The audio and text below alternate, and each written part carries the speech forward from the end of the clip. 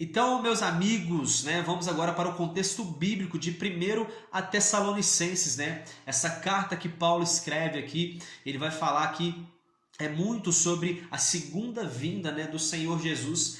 A carta aqui de 1 Tessalonicenses, né, que o Dr. Henry Halley, no seu manual bíblico, eu pego base aqui também desse manual, ele vai dizer que a carta foi escrita mais ou menos no ano 51 depois de Cristo e é uma das cartas mais antigas que o apóstolo Paulo ele escreveu. Ele até chega a dizer que provavelmente é a mais antiga carta que Paulo escreveu.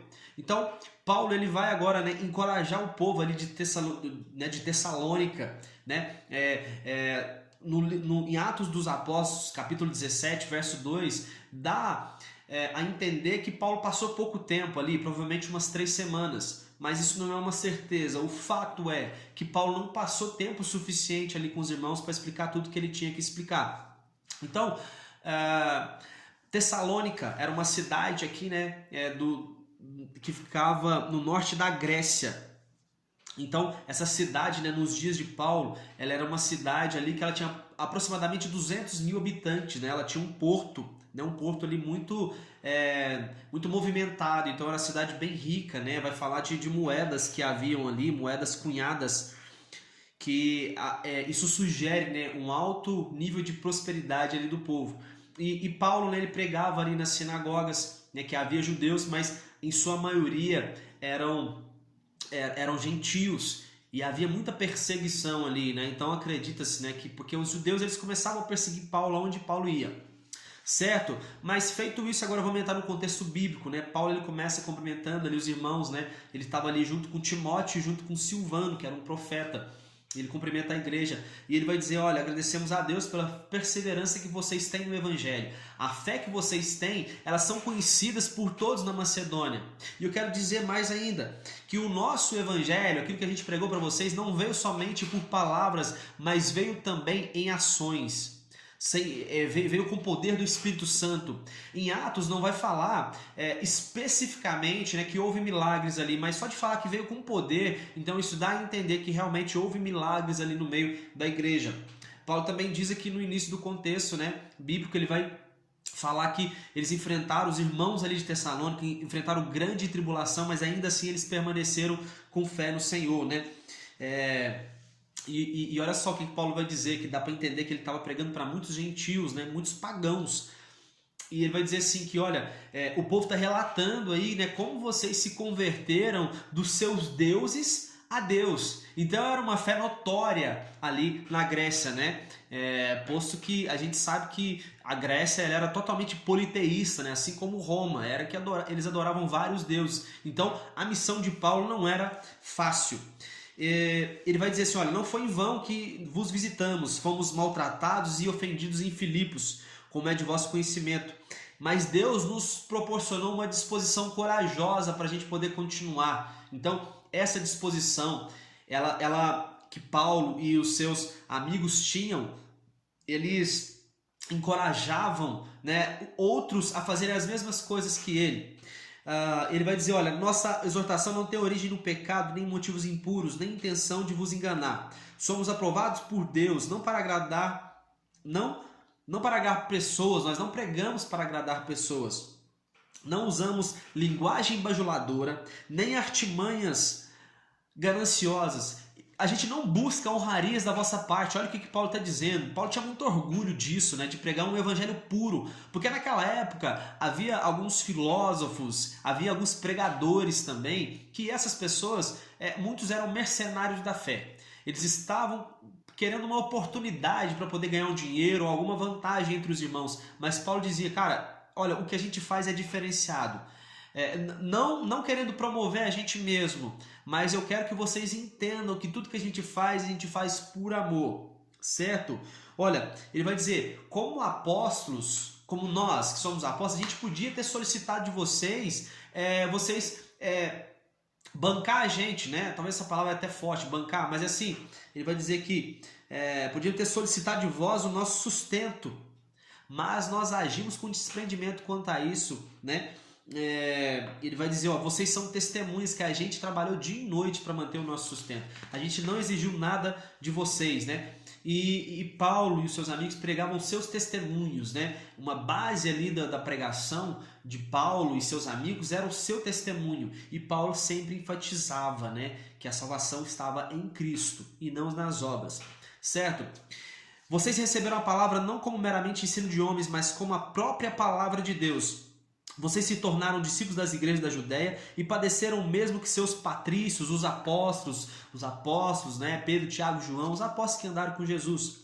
Vocês foram perseguidos pelos judeus que assassinaram Jesus e os profetas, ou seja, Paulo falando, né, no início da carta, dessa perseguição que eles estavam passando, e eram realmente pelos judeus que estavam ali querendo, né, perseguir a eles, dizendo que talvez eles não eram dignos, ou que o ensino que Paulo estava ensinando não era um ensino puro sobre essas perseguições.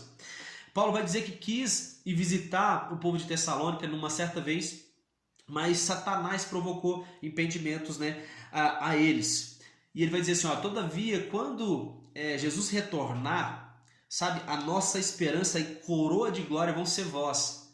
Olha só como Paulo tinha grande estima pela igreja aqui de Tessalônica, né? Como o povo era estimado. Paulo tinha esperança. Gente, quando eu morrer, eu estiver lá nos céus, eu sei que Deus, eu vou receber meu galardão por tudo que eu fiz por vocês, porque a fé de vocês é notória, sabe? Em toda a Grécia. Então Paulo tinha grande estima pela igreja de Tessalônica.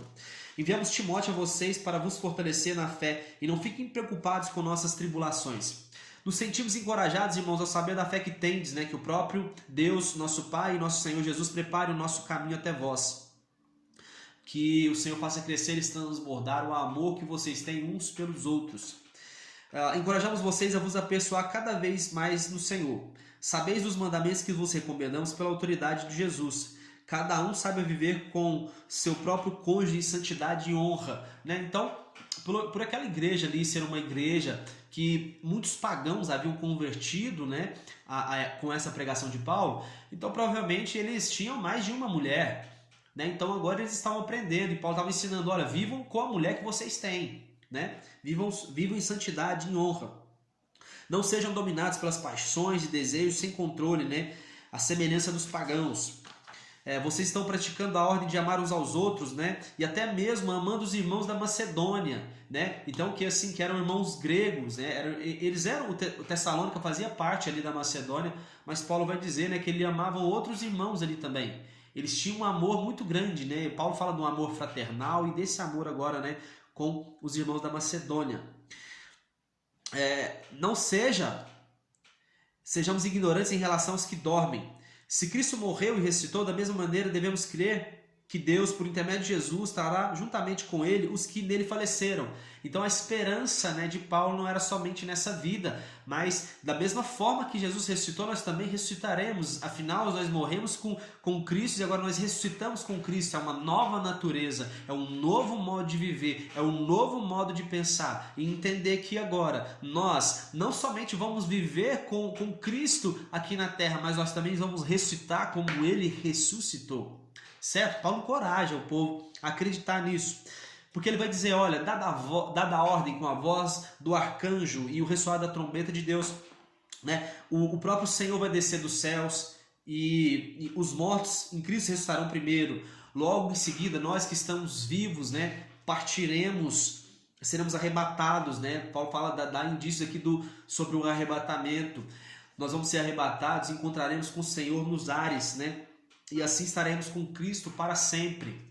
Ou seja, o arcanjo, né, a voz do arcanjo vai ressoar, a trombeta vai tocar. Então os mortos em Cristo vão ressuscitar primeiro.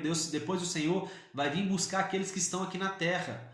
Paulo agora está apontando para o futuro que ainda vai existir, né? Paulo tinha essa convicção, ele tinha essa revelação e ele pregava essa mensagem aos irmãos. E ele vai dizer assim, olha, vocês sabem, né, o dia do Senhor ele vai vir como um ladrão. Mas ele vai vir como um ladrão não para vocês, porque vocês estão esperando.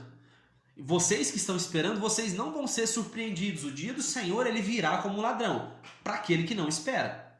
Mas agora, para aquele que espera, ele não vai ser surpreendido, porque a gente não anda nas trevas, a gente anda na luz. É isso que Paulo vai dizer. Então ele dá essa esperança. Olha, a gente que está atento à palavra do Senhor, nós não vamos ser surpreendidos, porque nós vamos vigiar com o capacete da salvação. Sabe, está vigilantes, esperando o Senhor, aceitando o perdão dele. Entende? Tenham consideração com os que lideram e vos aconselho no Senhor. Admoesteis os sonolentos, consola os desanimados e amparai os fracos, e seja paciente com todos. Então tem muita gente que não está entendendo essa mensagem, né? Não está entendendo essa mensagem de que nós temos que aguardar a vinda do Senhor, de que nós somos eleitos nele, né? Que nós estamos, sabe, separados, somos um povo separado por Deus. E ele vai dizer para a gente poder admoestar a essas pessoas. Conservai permanente a vossa alegria, orai constantemente, né? Orai em espírito, seja onde for, orai quando você estiver trabalhando, em todo momento. Dai graças em toda e qualquer circunstância, porquanto essa é a vontade de Deus em Cristo Jesus para convosco. E não tratei com desdém as profecias, mas examina todas elas. Entenda, olha, não trata com desdém, mas examina todas elas. Retenha aquilo que é verdade.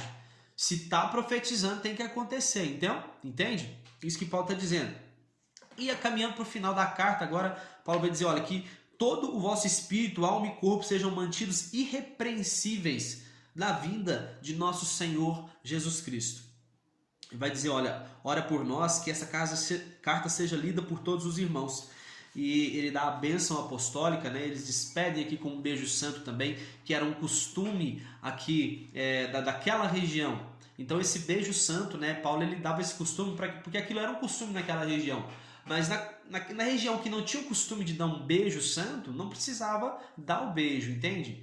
Então assim, Paulo falava sobre isso porque era um costume ali da época. Então, gente, isso aqui, né, é mais um pequeno contexto bíblico aqui da primeira carta aos Tessalonicenses, e espero que vocês tenham gostado, e já já a gente volta aí com a segunda carta aos Tessalonicenses. Que Deus abençoe cada um de vocês, tamo junto e um abraço.